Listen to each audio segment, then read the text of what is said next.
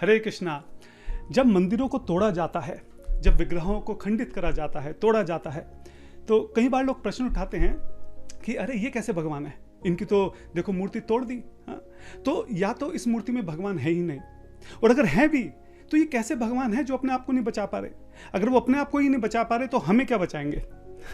और ज़्यादातर इस तरह के जो कमेंट हैं, जो प्रश्न हैं, दुख की बात है कि वो स्वयं अपने सनातन भाइयों से ही आते हैं। और इन प्रश्नों से पता लगता है कि जो विग्रह सेवा है, जो मूर्ति सेवा है, उसकी जो बहुत बेसिक अंडरस्टैंडिंग है वो भी क्लियर नहीं है। तो इस वीडियो में इस प्रश्न का उत्तर देने की कोशिश करेंगे, लेकिन उससे पहले एक थोड़ा सा बेसिक अंडरस्टैंडिंग समझेंगे। पहली बात तो यह है कि क्या भगवान हर जगह हैं, वो सर्वव्यापी हैं, अनंत हैं, या वो केवल एक मूर्ति में हैं। अगर वो अनंत हैं, सर्वव्यापी हैं, तो जो अनंत है वो एक सीमित मूर्ति के अंदर कैसे आ सकता है, दूसरा प्रश्न।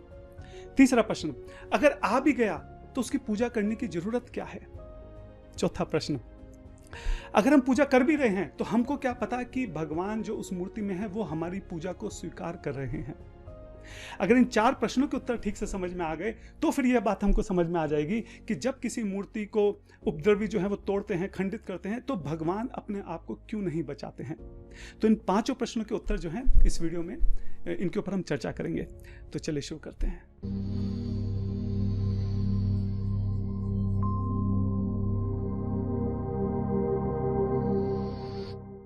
तो सबसे पहला प्रश्न है कि क्या भगवान सर्वव्यापी हैं, क्या वो सब जगह हैं। तो भगवान श्री कृष्ण भगवत गीता में स्वयं इस बारे में कई बार बोलते हैं। फॉर एग्जाम्पल 9.4 जो एक बहुत फेमस वर्स है, उसमें श्री कृष्ण क्या कहते हैं, मया तदम इदम सर्वम जगत अव्यक्त मूर्तिना। ये जो जगत है ये मेरी अव्यक्त मूर्ति है, ये मेरी ही एक मूर्ति के समान है। ये जो पूरा जगत है ये मेरी ही एक एक्सपेंशन है। 7.4 में श्री कृष्ण कहते हैं, भूमि रपो नलो वायु खम मनो बुद्धि रेवचा अहंकार इत्यम में भिन्न प्रकृति रष्टधा। भगवान बताते हैं कि जो पूरा संसार है ये 8 तत्वों से मिलकर बना है। कौन से हैं 8 तत्व? धरती है, जल है, आकाश है, वायु है, अग्नि है। ये तो पंच महाभूत हो गए, ग्रॉस एलिमेंट 5। उसके अलावा मन, बुद्धि, अहंकार 3 जो है वो सटल एलिमेंट हैं। टोटल 8 एलिमेंट से मिलकर, इन 8 तत्वों से मिलकर पूरा संसार बना है। और भगवान क्या कह रहे हैं कि मेरी ही एनर्जी है, ये मेरी ही एक्सपेंशन है। तो जो भगवान है वो तो हर जगह है, भगवान की ही एक तरह से ये कहना भी गलत नहीं होगा कि ये जो सारा ही भगवान का ही शरीर है। तो ऐसा नहीं है कि भगवान सिर्फ विग्रह में है। अगर मैं देखूं ये मोबाइल, इसमें भी भगवान है। इस मोबाइल और मेरे बीच में जो स्पेस है इसमें भी भगवान है। तो बहुत सिंपल रखते हैं, भगवान जो है वो सब जगह हैं, सब समय हैं और सब रूप में है। भगवान जो है वो सब जगह हैं, सब समय, हर एक समय। ऐसा नहीं कि इस टाइम है, इस टाइम नहीं, सब हर वक्त, हर समय भगवान हर जगह हैं। वो हर एक रूप में है। रूप वाली बात के ऊपर बाद में चर्चा करेंगे। प्रहलाद महाराज का एग्जाम्पल लेते हैं। जब प्रहलाद महाराज जी से उनके पिताजी ने पूछा, अरे कहाँ है तुम्हारे भगवान, क्या इस खंबे में है तुम्हारे भगवान? तो प्रहलाद महाराज ने ये नहीं कहा कि नहीं पिताजी इस खंबे में नहीं है, भगवान तो जो विग्रह में है, जो हमारा मंदिर है ना, जो मंदिर मेरे कमरे में मंदिर है, जो मैंने वहाँ पे मूर्ति रखी है, जो भी है वहाँ पर भगवान है। ऐसा नहीं है। प्रहलाद महाराज ने कहा कि हाँ इसी खंबे में भगवान है, और उसी खंबे से भगवान प्रकट हो गए। तो भगवान जो है वो हर समय, हर जगह और हर एक रूप में विद्यमान है। तो दूसरा प्रश्न ये उठता है कि अगर भगवान सर्वव्यापी हैं तो फिर हमें एक ये मूर्ति बनाकर उसकी पूजा करने की क्या जरूरत है। जब हम भगवान की भक्ति करते हैं, भक्ति में स्पेशली जो है जहाँ पे प्रेम की बात है, तो जब हम किसी से प्रेम करते हैं हमारी इच्छा करती है कि हम उसकी कुछ सेवा करें, हम उसके लिए कुछ करें। अब जैसे हम क्या कर सकते हैं, अब मैं खाता हूँ, मैं पहनता हूँ, मैं श्रृंगार करता हूँ, तो मेरी इच्छा करती है कि मैं भगवान के लिए भी ऐसा करूँ। मैं उनके लिए कुछ अच्छे से खाने के लिए बनाऊँ, उनको जो है कुछ आभूषण पहनाऊँ, कुछ कपड़े पहनाऊँ। तो जो चीज़ें मुझे आती हैं मैं चाहता हूँ कि मैं भगवान के लिए भी वो करूँ। तो भगवान सर्वव्यापी तो हैं, लेकिन मैं उनकी सेवा सर्वव्यापी रूप में करूँ कैसे, कहाँ जाके क्या करूँ? इस मोबाइल को मैं, इस मोबाइल का श्रृंगार थोड़ा ना करूँगा, कैसे करूँगा? तो इसीलिए भगवान ने जो है डीटी वर्शिप, जो विग्रह पूजा है, उसका जो प्रोसेस है वो दिया है। ऐसा नहीं कि किसी ने अपने मन में सोचा कि चलो एक काम करते हैं, भगवान को इस तरह से बना के उनकी पूजा कर लेते हैं। ऐसा नहीं है। ये जो प्रोसेस है स्वयं भगवान के द्वारा ही दिया गया है। फॉर एग्जाम्पल श्रीमद् भागवतम में अगर हम देखते हैं 11वें स्कंद का जो 27वां अध्याय है, उसमें स्वयं भगवान श्री कृष्ण बता रहे हैं, अध्याय का नाम ही डीटी प्रोसेस, डीटी वर्शिप है कि डीटी वर्शिप कैसे करी जाए। तो उसमें भगवान बहुत डिटेल में बता रहे हैं कि डीटी वर्शिप क्या होती है, कैसे करी जाती है, कैसे हम 8 अलग अलग तरीके से जो है फॉर एग्जाम्पल डीटीज को बना सकते हैं। हम स्टोन से बना सकते हैं, मेटल से बना सकते हैं, वुड से बना सकते हैं, पेंटिंग से बना सकते हैं, अलग अलग तरीके से कैसे उसकी वर्शिप करी जाए। तो ये एक डिटेल प्रोसेस है जो भगवान के द्वारा ही दिया गया है। स्वयं भगवान ही बता रहे हैं कि अगर तुम मुझसे प्रेम करते हो, मेरी सेवा करना चाहते हो, तो एक काम करो कि तुम ऐसे डीटी बनाओ, उसकी ऐसे प्राण प्रतिष्ठा करो, उसकी जो है ऐसे सेवा करो। अगर तुम ऐसे करोगे तो मैं उसको स्वीकार कर लूंगा। फॉर एग्जाम्पल एक बहुत सिंपल साधारण से एक बहुत सिंपल एग्जाम्पल के साथ समझते हैं। श्रील प्रभुपाद जी एग्जाम्पल दिया करते थे। फॉर एग्जाम्पल जैसे एक नोट है, पैसे हैं, एक छोटे बच्चे के लिए तो सिर्फ एक कागज है। हाँ, अगर मैं उसको दूंगा तो शायद वो फाड़ फूड़ के भी फेंक दे इसको। लेकिन जो मैच्योर है, जो बड़ा है, उसको पता है कि ये कागज जो है साधारण कागज नहीं है। दिखने में कागज जैसा है लेकिन फिर भी साधारण नहीं है, इसकी वैल्यू है। क्यों वैल्यू है? क्योंकि ये कागज जो है वो स्पेशली डिजाइन किया गया है, इसको गवर्नमेंट ने प्रोसेस किया है। गवर्नमेंट ने गारंटी दी है कि जब आप इस कागज का इस्तेमाल करेंगे तो आप इतनी वैल्यू का जो एक सामान है, इसके बराबर जो भी इसकी वैल्यू है, उसका सामान आप खरीद सकते हैं। गवर्नमेंट की बात पे मुझे विश्वास है, तभी इस कागज को मैं लेके अपने साथ घूम रहा हूं। बिल्कुल ठीक इसी तरीके से जिनको विग्रहों के बारे में नहीं पता, उनको लगता है कि ये तो सिर्फ एक पत्थर है, ये तो मेटल है, अरे ये तो लकड़ी है, अरे ये तो पेंटिंग है। वो तो इस तरह की बातें सोचते हैं। क्यों? क्योंकि जैसे छोटा बच्चा है वो कागज को भी इसी तरीके से देख रहा है। लेकिन जो मैच्योर हैं, जो समझते हैं कि डीटी वर्शिप क्या है, वो समझते हैं कि दिखने में तो पत्थर है लेकिन फिर भी ये साधारण पत्थर की तरह नहीं है। इस पत्थर को जो है बहुत स्पेशली डिजाइन किया गया है, इसको जो है इसकी प्राण प्रतिष्ठा करी गई है, स्वयं भगवान के द्वारा बताए गए प्रोसेस से इसको ऑथराइज्ड किया गया है।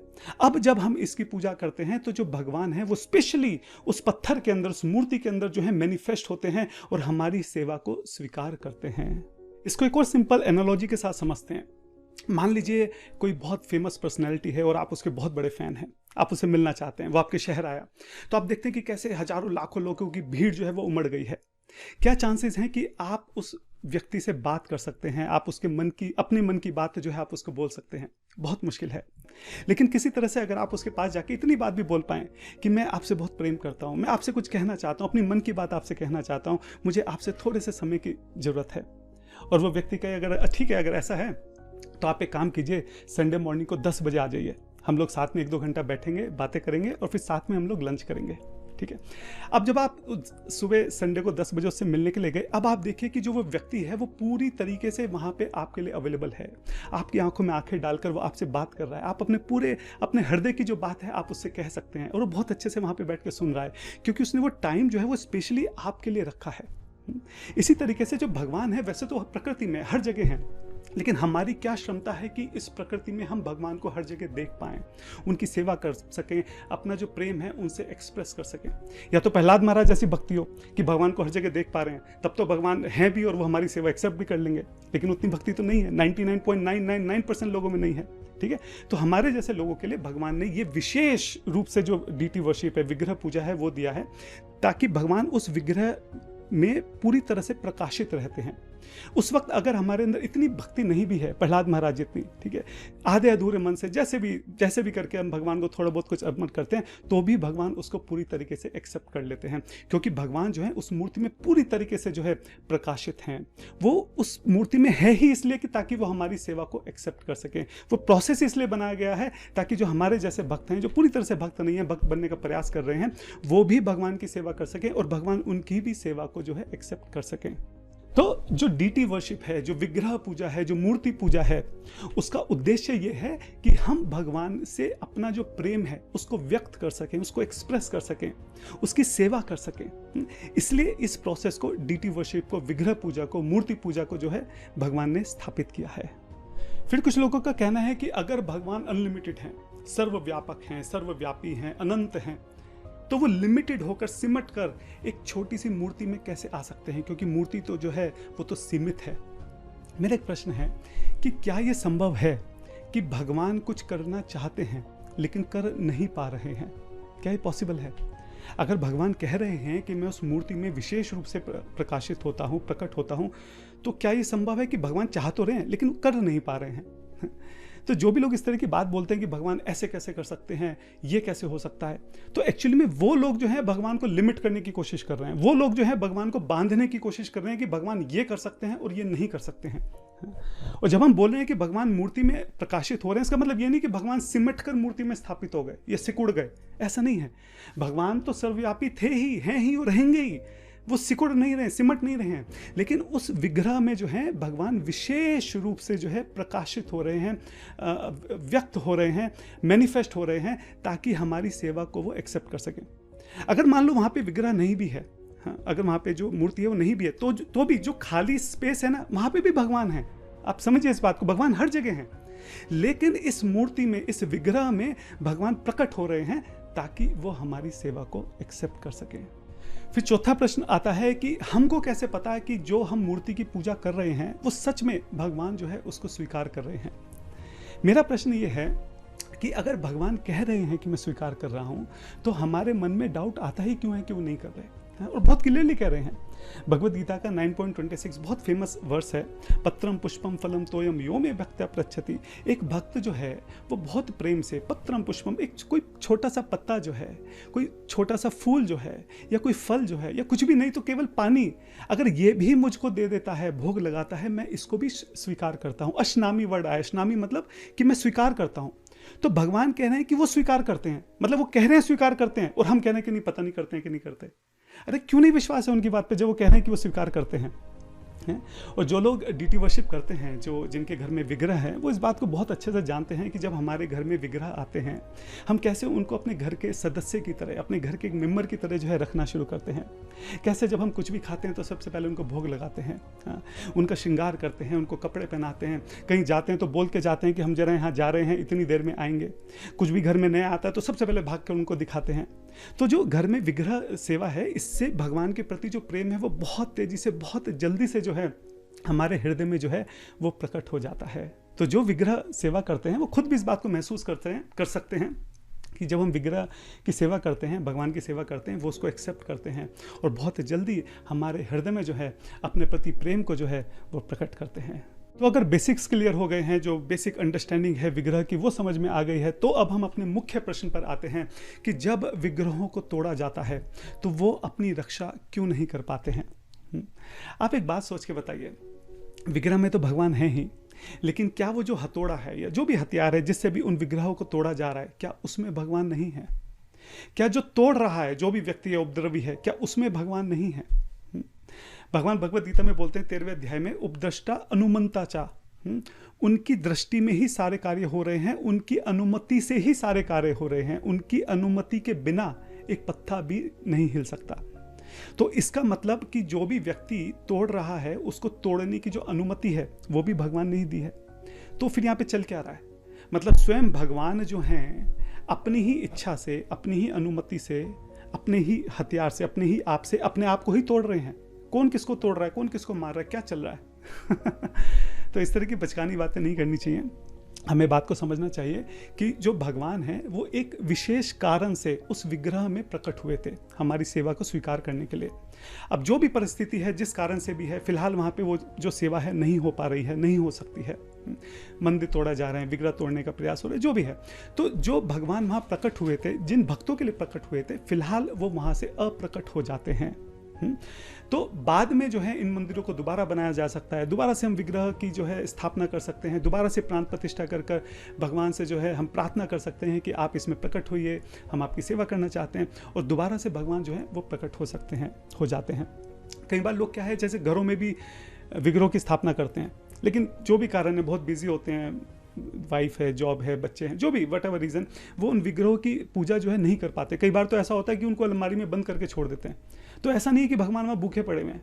हाँ, भगवान को आपने जिस कारण से बुलाया था, जो भी परिस्थिति है वो अगर नहीं पूरी हो पा रही, तो भगवान वहाँ से भी अनमैनिफेस्ट हो जाते हैं, अप्रकट हो जाते हैं। तो जो पुजारी हैं, जो उन विग्रहों की सेवा कर रहे हैं, पूजा कर रहे हैं, या जो भी भक्त समाज है, उनके लिए बहुत दुख का विषय है, क्योंकि हमने भगवान को स्पेशल रिक्वेस्ट करके हमने उनको बुलाया था, हमने उनसे बोला था कि हम आपकी सेवा करेंगे, और संभव नहीं कर पा रहे हैं, और उनको चोट भी पहुँचाएंगे विग्रह को। तो बहुत दुख का विषय है। लेकिन ये गलतफहमी या इस तरह के भाव मन में रखना कि अरे भगवान टूट गए, भगवान मर गए, या भगवान थे ही नहीं, इस तरह की जो बातें हैं, वो उससे इससे पता चलता है कि हमको जो बेसिक अंडरस्टैंडिंग थी हमारी वो भी क्लियर नहीं थी। और एक बात और है, जो कई बार दूसरे पक्ष के लोग जो इस तरह की बातें बोलते हैं कि अरे देखो भाई तुम्हारे भगवान जो है अपने आप को बचा नहीं पाए, तो ये प्रश्न तो हम भी उनसे पूछ सकते हैं कि आपके भी जो पूजा स्थल हैं, आपकी भी जो किताबें हैं, या आपके भी जो भी गुरुजन हैं, जो भी आपके पक्ष में आपके कम्युनिटी में होते हैं, हमने आपके पूजा स्थलों को भी टूटते हुए देखा है, आपकी किताबों को भी जलते हुए देखा है, आपके लोगों को भी मरते हुए देखा है। तो इसका मतलब आपके भगवान जो हैं वो भी इनको नहीं बचा पा रहे। तो फिर तो ये भी प्रश्न उठ सकता है। तो इसलिए मैं कह रहा हूँ कि ये जो बचकानी बातें हैं, मूर्खतापूर्ण बातें हैं, इनसे बचना चाहिए और थोड़ा बुद्धि लगा के और गंभीरता से इस विषय को समझना चाहिए। एक बात मैं यहाँ पे और बोलना चाहता हूँ कि हमें इस बात को समझना चाहिए कि जो भक्ति है वो कोई इंश्योरेंस पॉलिसी नहीं है। ऐसा नहीं है कि हम भक्ति कर रहे हैं तो अब हमारे साथ कुछ गलत नहीं होगा, या हमारे आसपास कुछ गलत नहीं होगा, या मैं बीमार नहीं पड़ूंगा, या मेरे साथ कोई सामने वाला कुछ गलत नहीं कर देगा। ऐसा नहीं है, भक्ति कोई इंश्योरेंस पॉलिसी नहीं है। जब हम भगवान की भक्ति कर रहे हैं तो हमें निस्वार्थ भाव से भक्ति करनी चाहिए। हमें ये आशा नहीं रखनी चाहिए कि क्योंकि मैं भक्ति कर रहा हूँ ना अब मेरे साथ गलत नहीं होगा। ऐसा नहीं होना चाहिए। दूसरी बात, जो ये मटेरियल नेचर है, जो ये प्रकृति है, ये अपने बनाए हुए नियम के अंतर्गत ही कार्य करती है, लॉज ऑफ नेचर के अंतर्गत कार्य करती है। तो भक्तों को इस गलत फहमी में नहीं रहना चाहिए कि क्योंकि वो भक्ति कर रहे हैं इसलिए वो इन लॉज ऑफ नेचर से ऊपर उठ चुके हैं। अब ये प्रकृति जो है उनके ऊपर कार्य नहीं करेगी, उनका एक्सीडेंट नहीं होगा, वो बीमार नहीं पड़ेंगे, उनके साथ गलत नहीं होगा, ऐसा नहीं है। हाँ, जो भक्त हैं वो प्रकृति के अधीन रहकर ही रहते हैं। अनलेस कोई प्रहलाद महाराज जैसा बहुत ही शुद्ध भक्त है और भगवान कुछ एक्सेप्शनल क्रिएट कर दें, वो एक अलग बात है।